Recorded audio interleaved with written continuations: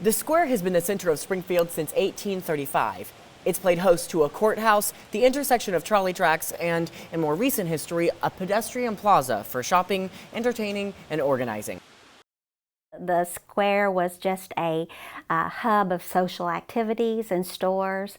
It was just hopping with businesses and people all around.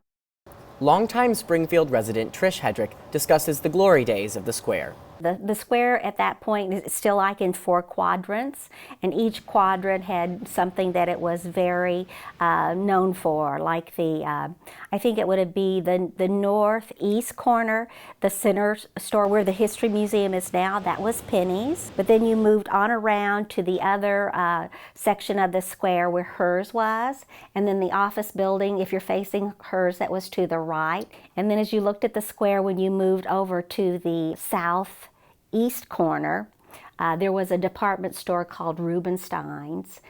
In that, there was also a bank there. When you would come to the square, as it was divided in quadrants, the center was also divided into quadrants. That was parking, that you could park there with meter parking. So a lot of times, you know, you might get lucky and be able to get a place in the center section. And I know when I was driving at 16 and 17, if I went after school, I could find a place to park if I had something to do downtown. Before 1970, the square was a hub for shopping and socialization. After 1970 and the construction of the Battlefield Mall, the square's popularity declined. Many buildings sat vacant, and some still do.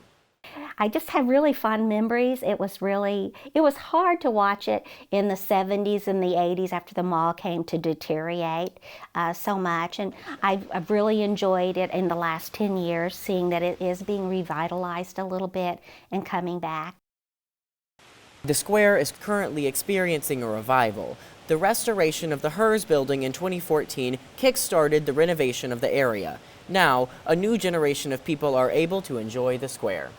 Well, it's very exciting, you know, to see other people get to enjoy it maybe as much as I was able to, or my age group. Central student Sky Lawson has lived in Springfield her entire life. I've gone there a lot since I was younger with certain activities, like my mom does roller derby, so they used to have roller derby meetups and things there. Most recently I helped organize the Black Lives Matter protest, and that's kind of where our centralized location was. But when you think of the square, that's kind of the one spot in Springfield that everybody knows and everybody knows where it is, so it makes the most sense for big activities like that. I am glad to see that it's being revitalized, and hopefully that will continue.